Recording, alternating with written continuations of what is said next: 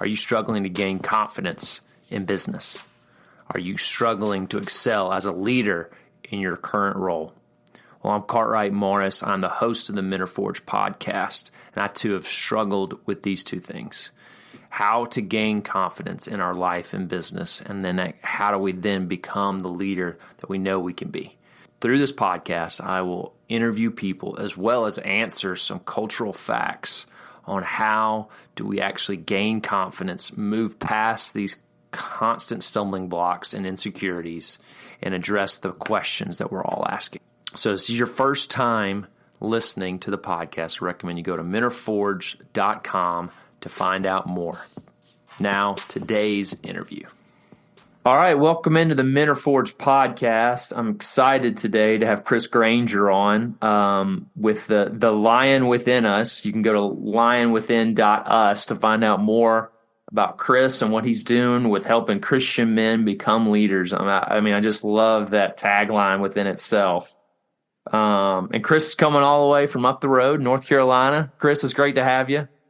Man, it's awesome to be here. Thank you so much. Absolutely. Well, Chris, I want to start with this, especially since, man, you have so much of your life and right now your work is around building Christian men into leaders. And last November, you had a son. Yeah. And so I'm like, do you feel the stakes are a little higher now?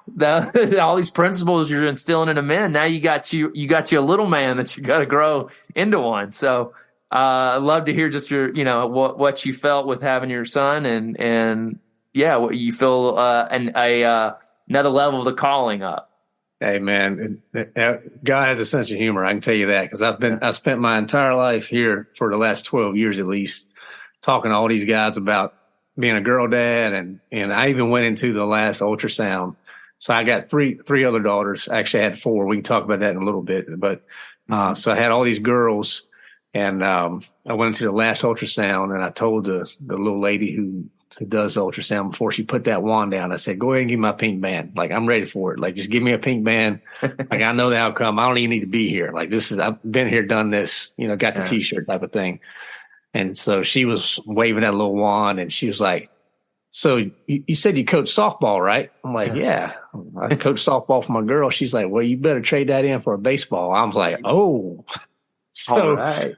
At that moment, man, my mom, she's got all she has is granddaughters. My brother's got three girls. Like I said, I've had four girls, and she broke down when she found out we were having a boy. So it shifted my whole thinking. And he's 6 months old now, but it's pretty awesome to have another guy around the house. Looking forward to getting into all sorts of shenanigans with him as much as my wife will allow. And but it's definitely a different outlook. There's nothing like being a girl dad, man. But holding my son in my arms was pretty incredible.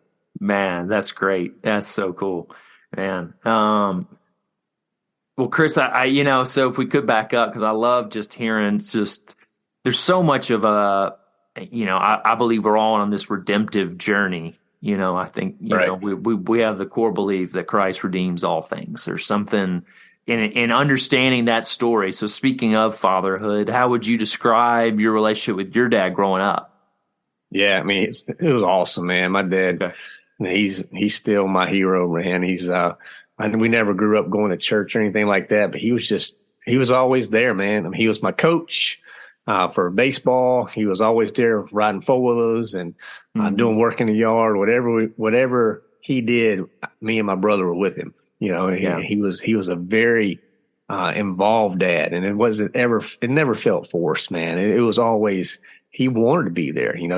I saw him take the chewings from parents at the ball field because they didn't like how he was coaching the team, and he did that all volunteer from a volunteer basis just because he had a heart for teaching and for being there for me and my brother and for teaching other young men. So it's just been always cool. Then we got into motorcycles as I got older, 15, 16. We started riding motorcycles together. And, that got him back into motorcycles. And that's why my mom, she'll never forgive me because she had got him out of motorcycles, man. She had got him out of them. He had sold all his bikes. And then when I turned 15, I wanted to start riding motorcycles. And then once I got a bike, my dad was like, "Well, he needs to be able to ride with somebody. So that just opened up the floodgates, and we've been riding Harleys together ever since, man. But it's been, it's been great. It's just always been there. And I still wake up every day with the privilege to be able to open my phone up and hit that number that says Daddy. And I know there's a lot of guys that can't do that, man. So I'm just blessed to be able to still call him and get his advice and things like that. Man, that's great. There is such a beautiful thing when your dad kind of moves in the advisor role. He goes from being a parent to that advisor, even friend role. Yeah. Which I think is so unique. And like you said, a lot of guys don't have that. Yeah. I remember that transition, brother. I came home from like my first year at college. We were out on the deck, and he was like, "Hey, you want a cigar?" I was like, "Huh? Yeah, okay." So we lit up a cigar, and we were just talking, and it just like from that moment on, it was just like it was different. He was still my dad. Like I still respect him. I honor your mother and your father like that, the way the Bible teaches. But it was just a different connection. And then when I had my first girl, I remember, man, 3 months after having my oldest daughter, I took him into a room, just me and my dad. I said, "I don't know who you are or what you did with my dad, but I expect you to return him immediately." Cause like he flipped, cause when they turn into granddads, man, everything changes. So I was like, it was hilarious to watch him around her and these little girls. But yeah, man, it's been cool to see the different stages and how everything works. Yeah, that's great. So you mentioned like you didn't grow up going to church. You didn't grow up in a Christian home? Is that? Well, I grew up in the South, man. And so you know how the South is. Everybody, you know who Jesus is, you know who God is, just like that you like NASCAR and you like baseball. That's just the way it is, right? Mm-hmm. So, my family, they definitely have Christian values, and they are believers. They just never really engaged to the church. They got actually church hurt a lot of times, as kids and things like that. So they would teach us things, that were definitely Christian values, but it's just something we didn't do. We just didn't go to church. We would go to VBS and things like that. But I started going to church, when I was like 15, 16, because my high school girlfriend was going to church. So I wanted to go spend time with her. So chasing her into the church, and I ended up getting caught by Jesus, right? But it's, but yeah, our household, definitely, there were a lot of Christian values that definitely, I think my dad and my mom walked the stuff out a whole lot more than versus the actual church experience. But I still, I wish, I kind of really want them still to get plugged into a local body. But it's one of those things, man, just, God's timing on some of this stuff. Absolutely. And there's something too. Yeah. I would say, despite what some people may say, those values have been imprinted in our culture. Yeah. And like just literally people even just not even it's almost like, I think it was that in Romans 1, they didn't even recognize him as God, his invisible attributes of just they're completely evident. And that's fascinating that you felt like that was still instilled in your home, without the act of going, which is like, man, I would say that beats, the following a religion idea, but versus like, right. Interesting. But, yeah. So, what I would say, where in your background did you really start when you really met Jesus and it started really affecting your life and you started seeing it really play out as a young man? Yeah. For me, like I said, I got saved when I was around 16. And then there was a real small Southern Baptist church. Their youth group was all one group. It wasn't big enough to break out into different ages, so it was all, if you were below 18, you were in the same Sunday school class. But it was just that little church where I just felt the tug, and surrendered my life to him right there in that church, got baptized, was very active in that. And then after high school, though, I went to college at Old Dominion in Norfolk, Virginia. And from there, man, I didn't have anyone connecting with me or discipling me to guide me and direct me. And in that church too, there just weren't any men there really that were, talking to me at all. I was with the youth. I wasn't with men, it was just a big disconnect. So for my 20s, man, I did what I wanted to do. And I lived my life the way that most of the world lives. by what pleases me, what makes me happy, and I wasn't worried about anybody else other than the three words, I got this. As long as I got this, I ain't worried about it, And that was just a way that and I knew, and I could feel God so many times pulling at me like, this is not what I want. This is not what I got for you, man. Yeah. And I just kept turning my back to him. Just kept turning my back. And, that led down some paths that I wish it hadn't led down, but ultimately, I learned a lot of lessons through those. Yeah. So after college, you went into business, right? What was your initial job right out of college? Yeah, I was a co-op engineer. So I was an engineer. Okay. A co-op engineer for a distributor. So I interned with them my last 2 years of college, and then I went straight to work for them. And I actually still work there. I'm coming up on 20 years with them. It's been a good company, a lot of different things. So I've gone from engineering to sales to business development to operations. So I've done a lot of different things with the company to now with more of a marketing type role, podcasting and writing and stuff like that. So it's been a good experience. You've been able to kind of live the life of It Is Made, or How It's Made, rather, that TV show, How It's Made. That's literally, I've been all into plants and industry all over the Southeast. So that's really, from after college, I've just been with that company, and we got a lot of different exposures to different areas from an industrial standpoint. Gotcha. So you've been in that role for 20 years, and then doing the line within us on the side. That's interesting. Yeah, started that in 2021 is when we started the line within us, and it's been a passion. And I see this as full time. It's getting to that point here. Prayerfully this year, well, this will be a full time. But when you got 10 eyeballs staring back at you, you have to do things the right way. You can't just be knee jerk. You have to be a little slower. But that's okay. Everything, God's timing's perfect. He's just never early. So I just have to keep telling myself that. Yeah. But I could see it sounded like, when you're at college and not experiencing that community or even brotherhood of men challenging you, that's kind of been a little seed of really what you're creating now. What were some of the other things that really started happening in your life in your 20s and 30s of realizing of like, man, us men, we need to call each other higher. We need to surround ourselves with other men. I mean, probably the first event would be when my ex-wife left. So we had a 3 and a 5-year-old little girls rather. And all of a sudden she wanted out. And so I'm standing in the house with a 3 and a 5-year-old looking at me. And my 5-year-old looked at me and says, Daddy, what do we do now? And I told her, I said, we got this. I'm going to figure this out. And I was pretty involved with the church back then too, because once we moved to North Carolina, I kind of got re-engaged with the church, which was the best thing that ever happened. So just I leaned on the church, and I had a lot of guys there too within the church, and even in my neighborhood that were really there for me during that time. Literally during that trial, because we had to go through a custody trial and all that stuff. And when we came through the other end of that, I just remember sitting in that courtroom, brother, where they were getting ready to read the verdict. And I had James open, the book of James open. I mean, tears just pulling out like, okay, Lord, there's nothing else I can do. I've been on the stand. I've done my testimony.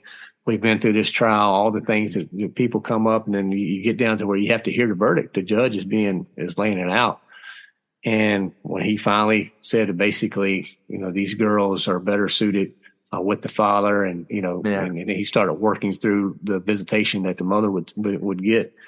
I mean, you just lose it. I just lost it. Just mentally, physically drained through that, and then the importance of I just recognized, through that whole trial, the importance of surrounding yourself with strong Christian men that can be there, that can speak truth to you. Because I didn't need to make any more mistakes again, particularly around relationships. I needed to be definitely a little bit more intentional about where I was putting myself, the people I was associating myself with, and the steps I was taking in the future. So that prayerfully that led me to meeting my wife now, who actually my dad introduced me to her. So you're talking about dads, it went full circle on that, man. Wow. So yeah, it really was, that was a season and a trial in my life that man, it taught me a whole lot that I've been able to help a lot of other guys go through. Yeah, that's great. And there's something too you just said that I think is men.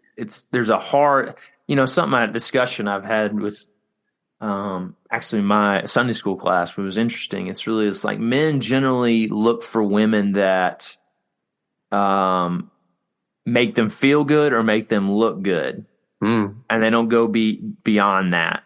Right. And there's something powerful. I mean, I would say this was something that me and my wife were really intentional in our dating, was like, we need confirmation from the people around us. We need to see the other person in their space, because you see the real person around their real people, and I mean, yeah, just for the young men out there that are searching, or even with their potential spouse, right. How would you advise them in being in community and wanting a healthy, strong marriage?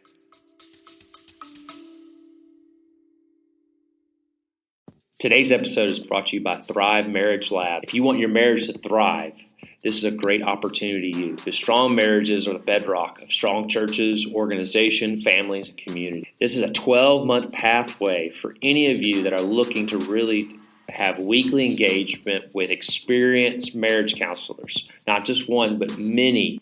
So go to restory.life/thrive to get on the waiting list for this great program that starts in April. That's restory.life/thrive. And make sure you put the word Forge in the promo code to receive a discount on your monthly fee. Now, back to the episode. I think, first of all, you got to stop trying to chase all the wrong girls. Yeah. And bro, that's where I was. And then, and also start trying to be the man that the future, whatever your last name is, Mrs. insert your last name, that she's looking for. Like, because you can't control the girl, but you can control you. Yeah. And if you're putting out the best version of you each and every day, bro, I'm just telling you, it makes a difference. And I mean, I can just walk through like my testimony with my wife now. I mean, when I saw her, obviously there was immediate attraction. I thought she was hot, but then I met her and I found out she was holy, right? And she was humble, and she was hardworking. And there's a 4 H's right there you need to look for in a girl, right? And the hot is the very last one you need to worry about, guys. Like, that's the different one. So we've too much focused on the looks. But man, for her, it was just a natural pursuit. And like, her testimony, I want to see how she was with her family. I want to see how she was with others. And the same thing, she was seeing that from me. And the first question she asked me on our date was, "Hey, can you give me your testimony?" And just finding a woman who actually is one thing to talk about. I'm a Proverbs 31 woman, there's another thing to actually walk it out. Right. And you're looking for one that actually is walking this stuff out. So, I mean, I would just tell you guys, if you're not seeing those virtues, you need to be careful, because it's not going to get better when you get married. That very rarely does that stuff change. But I can tell you one thing, like for her values, she stuck to them. I'll be open and honest, because I've been open and honest on other shows too. Like, for our dating was a true courtship. There was no sex. There was no sleeping together. There was no over spending the night. If I did spend the night at her, because she was living with her parents, like, I would literally sleep on the couch. I think we went on 1 or 2 trips together while we were dating. Her mom went with us. I slept in dude, you have to put boundaries up, because at some point, when you get 2 people together that have the natural attraction, your biology is going to outrun your theology. So you can't just be doing this stuff, man. Like, it's a great way to say it. Yeah, bro, I'm telling you got to put these boundaries up. But I was also had 2 little girls that were watching this journey, right? And they were part of this journey all the way from when we introduced Rebekah to them to the time we said I do. And I was very open with them. They were so young though, man, like 6, 7 years old, 8, 9 for the oldest, to seeing, okay, here's how you're supposed to treat a woman. Here's a woman who values herself. And here's what this looks like from a courtship standpoint, all the way up to the aisle. So, I mean, and I'll tell you, these guys have talked about when you got to test drive a car before you drive it. I'm like, man, y'all completely missed the part, right? Like, you missing it, bro.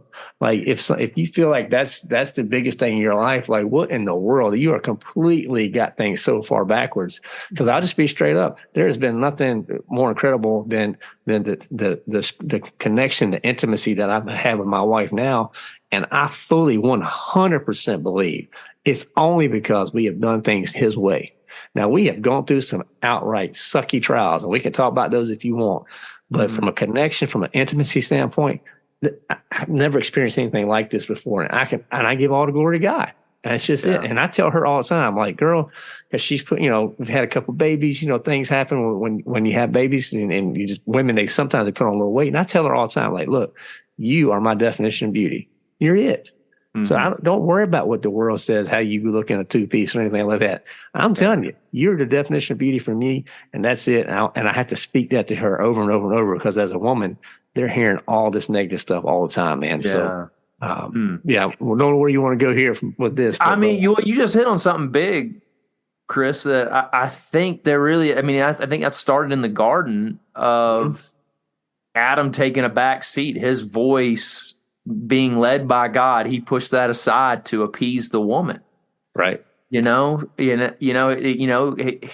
The man who was with her, like, he was standing there the whole time watching this, not saying a word, not bringing the word of God into the situation, not bringing what God had said. And here, I just thought that what you said was a great example of, we get to be that messenger. We get to bring disruption and declare the identity that God speaks over our wives and our kids and our communities. And I would just love for you to just speak to how, why men, why is that so important for us, just not only, and we think of that on a stage, but also, like, especially in our homes. Yeah. Guys forget the power that we have in our tongue and the words that we say. There is no one in your house, period, that has the impact that you guys have. And you have been handpicked by God to lead your family. So if you may think, I'm a terrible leader, no, that's straight from Satan. But the words we speak and how we speak them, they matter so much. So you're going to either build your relationship up and build your marriage up and constantly be working at it, because there's no such thing as a perfect marriage. If you believe it, then you're completely are delusional. I'm sorry. I'll be praying for you. But if you're married, you're going to have to be working on it all the time. Maintenance and doing the right things and speaking these things to her, speaking affirmations to her, letting her know the positive things that you see in her, right? Not just the physical, but the everything. Have to always be finding ways to build up, and just remember how quickly we can tear them down. And then that goes for our kids too, man. Like, I see it all the time at the ball field, bro. Like, because I'm a softball coach too. And it's like, I see where so many of these parents, and all they do is just correct them. Correct. And like, this is all they ever hear. It's like, I'm not good enough. I'm not good enough. I'm not good enough. And for my girls, I just tell them all the time, look, I want you to have fun. Obviously, I want you to do the best you can. But most importantly, show the fruit of the Spirit on the field. Whatever it is, show some kindness, show gentleness, show some self-control when that umpire makes a call that a blind man could see, right? All these things. But that's ultimately what we need to do. And that's really what I'm pushing with them. So if they go 3 for 3 or 0 for 3, we still have the same conversation on the way home. We talk about, how do we show Jesus? What does that look like? How can we, for our teammates, be a better example of Christ? And I mean, those types of things, when you're talking about little girls too and building them up, and wives, brother, we have so much power as men, and we just don't harness it, or we diminish it, or we think, the words that if I just tell them, then they should do it. I'm like, no, bro, you got to tell them, then you got to walk it out too. Because more is caught than taught, right? So you got to teach them. But then you also have to start walking that stuff out, because it'd be no good for me to hammer on why it's important to eat your vegetables and have a good, healthy diet. And then dad's just sitting around eating Cheetos and Hershey bars, man. That doesn't make any sense. Like, they don't get that. So I think as Christian men, to lead our homes, your words matter, and then your actions better back up those words. Yeah, absolutely. So, I mean, I think it's kind of leading to me to the community you're creating with men. And because I think a lot of men maybe obviously didn't have a relationship like you had with your dad. And, I'm trying to remember who I was talking to, but an author and someone who helps men deal with pornography addiction and sexual addiction stuff, that he kind of talks about the training of men's eyes, but there's this other piece of kind of an emotional piece of when men experience hardship, resistance, difficulty, that they're most prone to look at pornography, because there's some deep hole within them that they didn't hear from their own fathers of, you're good enough. Right. You're capable. Like, and so I was just curious, just that voice, I would love to hear just how are you seeing that in your community groups? Yep. And how can men, we address that whole of really desiring an older man to speak life into us, and, where can we find that? Yeah. I mean, I see that all the time. And I mean, our community, the guys openly talk about their addiction to porn. Mm-hmm. We don't hide behind it. If you have that going on in your life, we need to know about it, because the only way we can get any resolution to this is you got to expose it to the light. So I actually have one or two guys right now who I'm their accountability partner, and when they look at porn, they actually text me. Good. And I'm and I'm gonna be there for them, right? And we're gonna talk about it. But I've learned through our show and the resources that I've built and things like that, it's not when we're targeted so much these days for that type of material, particularly Christian men. I mean, it's rampant in the church. The last stats I looked, it was like in the 80-some% range, man, of like guys that look at that stuff that go to church. I mean, it's pretty high that's out there. But the core root of why we look at this stuff is very little tied to sexuality. Usually it's tied to some stress factor, right? It's finances, or your marriage is going bad, or things aren't going good at work, or you're overweight, or you're not checking the boxes the way that you would hope. And this is how you feel like you have a little bit of control in your life, is when you're looking at that and you have those images and you just feel like you can control that moment. And then it's like a dopamine hit. You get it, and you need that hit again to get picked back up. Yeah. So it's the sooner that I try to help guys connect and realize, look, you did this not because, this is a sexually driven thing. It's because, like, for the one that I'm coaching right now, he's going through college and things like that. And he was in finals and he had a lot of stress from his schoolwork. That's like, this is how you responded. Like, and the world's going to tell you that this is okay. And so I'm trying to help people kind of get recentered on what that actually, the damage that is doing to us, and how we need to recognize that for what it is, and how, as a man who for me, and we have older men as well in our community, you got to expose that stuff to light and let guys like us come and speak some truth to you, to help you, not beat you down, but build you up. Build you up and help you see, you know what, there's so much better way than going down that path. Yeah, absolutely, man. Gosh, yeah, there is something to that. We just want to feel some level of success, or, like you said, some control, something we can control and know the outcome. Yeah. I know guys who look at that stuff, man. They'll have a beautiful wife sleeping in their bed, and they'll be in the bathroom looking at that stuff, man. It's just like, bro, like, you're 10 feet away from real connection, real intimacy. Like, what are you doing? It just, I'm just telling you, this is why this is a couple $1 billion market that's out there. I mean, we are being targeted. Our kids are being targeted, and we have to be openly talking about it. I mean, my oldest girl is 12, and I'm talking to her about pornography, because she's gonna see it. It's gonna happen. There's nothing I'm gonna be able to do to protect her to one day where she's going to be exposed to it. I know that. I'm just trying to teach her up now to recognize the value of her body, of who she is as a daughter of the King, so that once she sees that stuff, she'll be able to respond correctly and recognize it for what it is. And that's absolute darkness. Yeah. Gosh, man, that's nuts. It's just, it really is. It's like you said, I mean, I think it's just ramped up in this day and age. And it's unfortunately, it's been normalized, and totally, having, and in being devalued and even demonized to not look at it. Right. Just like, what? Oh, yeah. I mean, now it's like, what do you mean you don't look at Pornhub or something like that? Like, well, I don't look at Pornhub. Like, I actually have something called a life, and I actually have something called a marriage that I want to value. And you know what? The world's going to say, it's okay to look at it. And I'm going to say, you know what? The world is broken divorce. Like, I don't want to do the way that the world does. I want to do things weird. I want to do things with Jesus.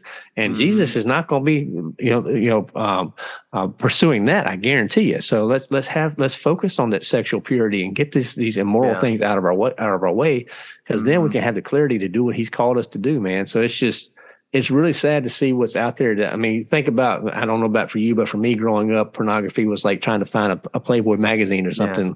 Now, like, bro, I mean, if you had a kid an unlocked iPhone nowadays, you might as well just hand them an unlocked Glock, fully loaded. It's the same thing. it's the same danger.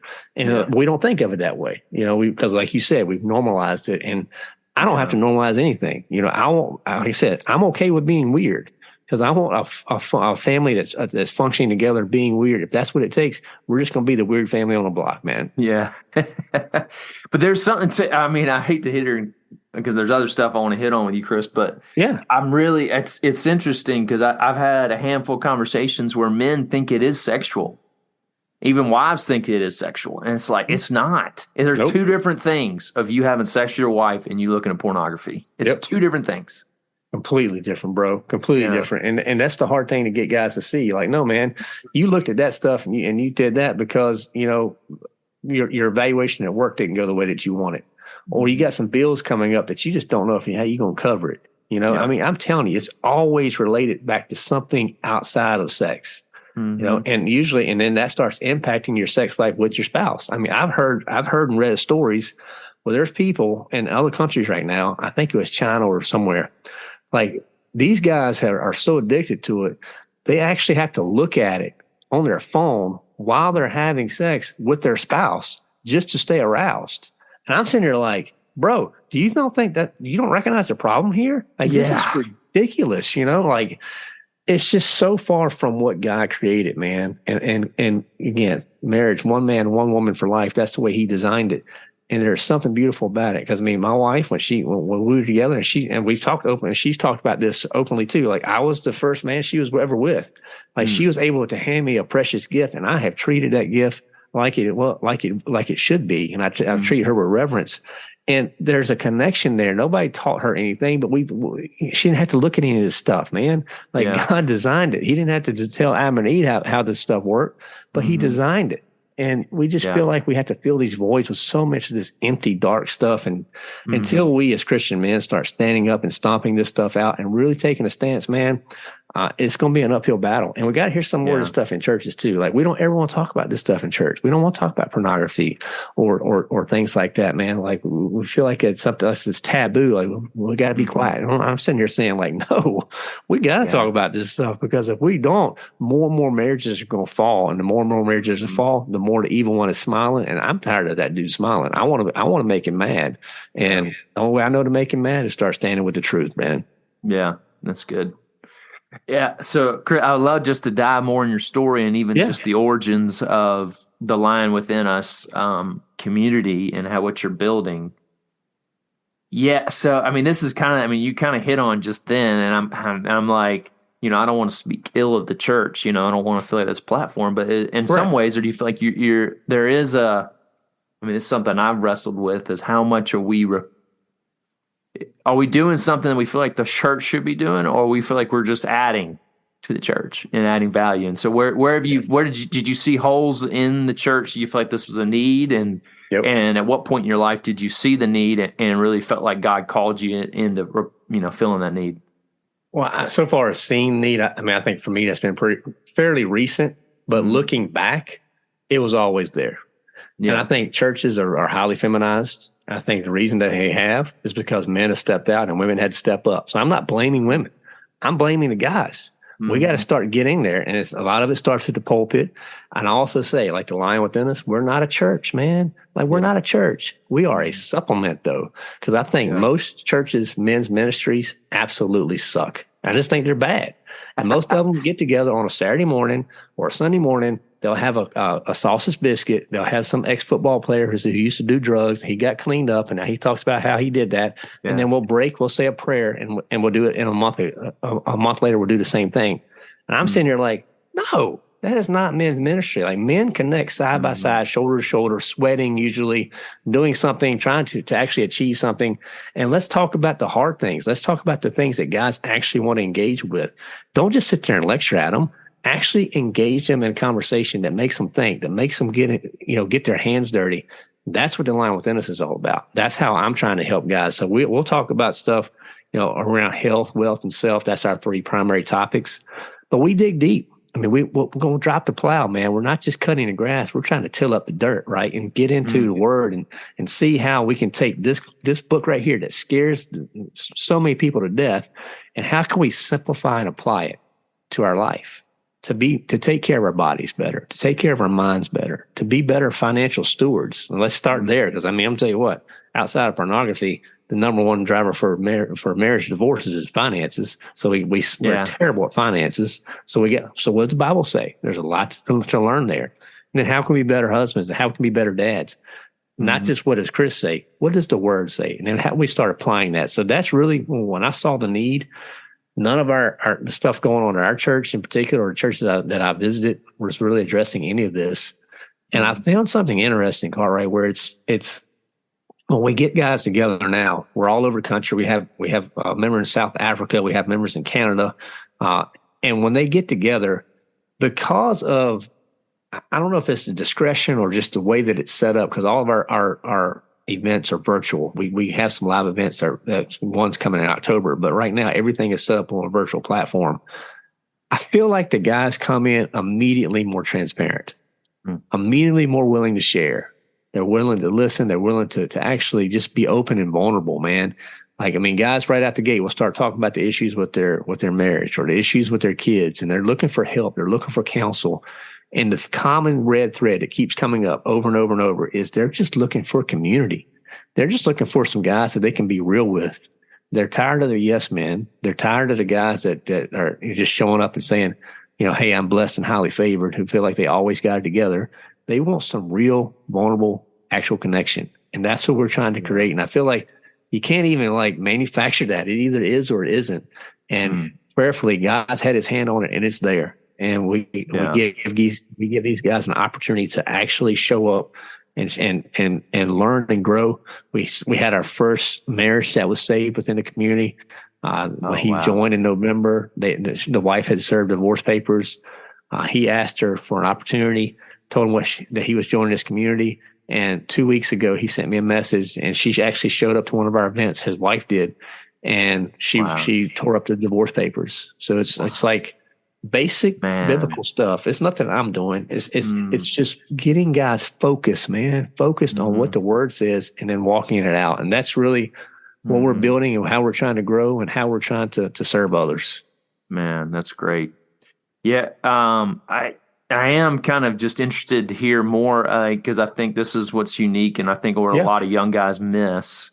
I especially did this of, you go through a hard time, or you go through a siege of your life, like a career choice, and you're like, God, I feel like that was a wasted time. Right. And now I get a point in my life, I'm like, oh no, God was using that. I now use that in my life. So how, what was kind of in the business world and maybe in other areas, do you feel like God was preparing you to start this community? Oh, for sure. 100%. Well, all the roles I've had ever since I was 14 or 15 have always been leadership roles. I mean, and I've been a manager at a service station. I mean, all the way through mechanic, leading mechanics. Then when I came on the eco, it's just been manager role after manager role after manager role. So I've always been in a position of leaderships. And that's taught me so many different things. But then I think end of 2019, beginning of 2020, I started the podcast for my other company. And I went to them. I said I had an idea for a podcast. They looked at me like I had three heads. And I just asked for a little bit of seed money to get started. And now we have 250 episodes out for that show. And we've connected so many areas of our business to the podcast. It's been a blessing for that business. And that was opportunities, looking back now, of growth, of learning, of learning how to do this, learning how do you set up a podcast, how do you actually do it.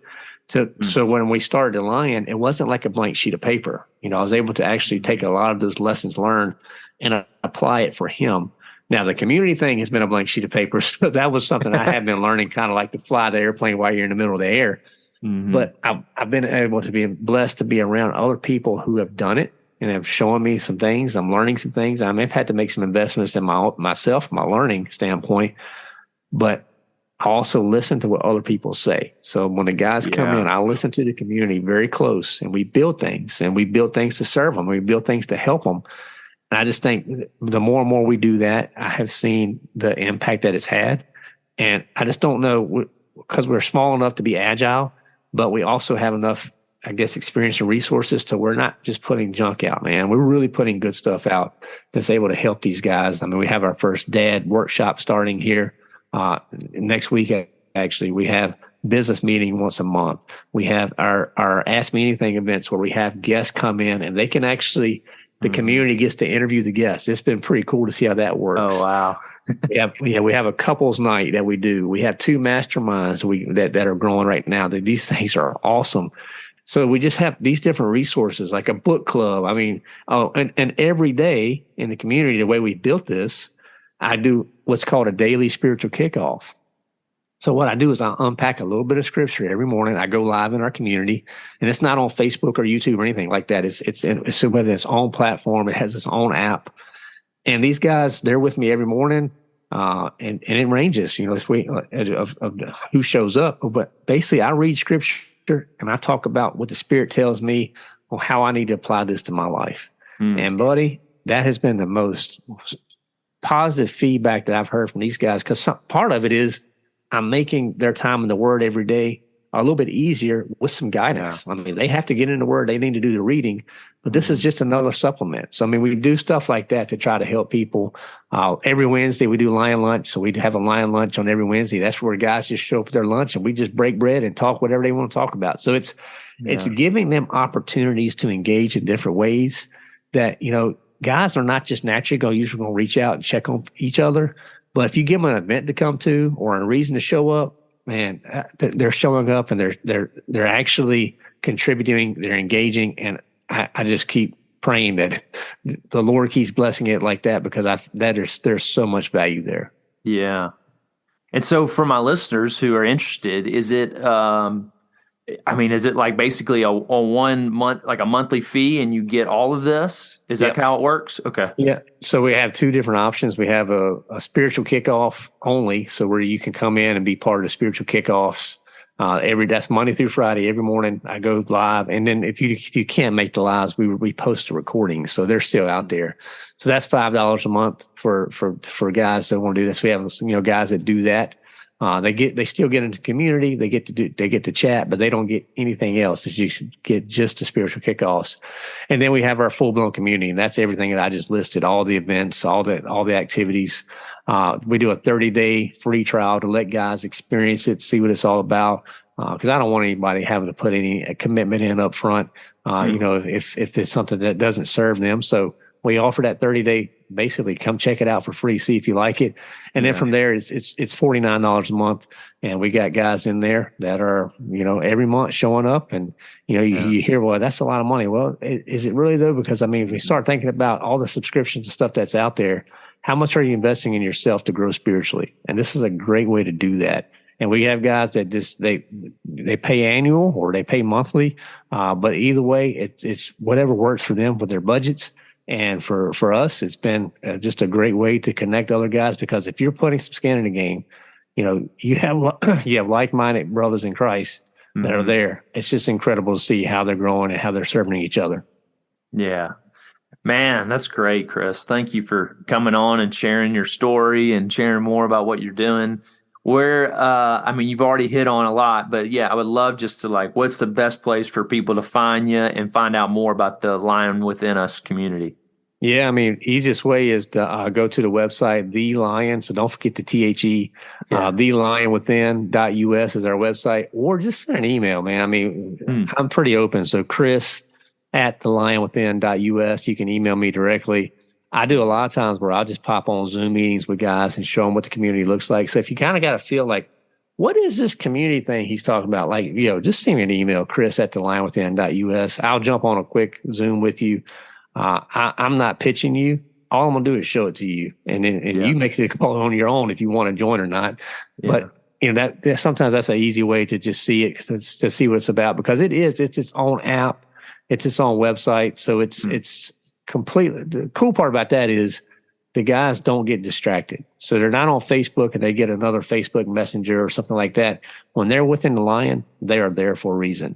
And you can sync it all to your calendar. So everything, it aligns very well to make a very great customer user experience. And it helps these guys stay connected to the stuff that's important to them. So, and it has all the features that you would think, the chatting, the posting, all that fun stuff. It's kind of like a Facebook, but it's without any of the junk, so it's it's pretty neat how it works. Yeah, that's great.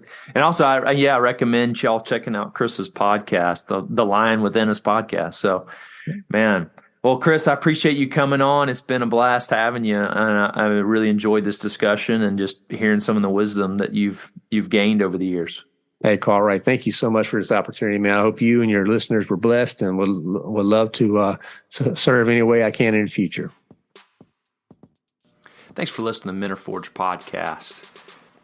If you're a business owner looking to find a group of other business owners, to find solutions, to grow together, to find out more about how it looks to be faith-based within your leadership role, please go to menarforged.com, or you go to menarforged.com/leaders to find out more information about my leadership cohort and how I'm helping business owners and men lead well.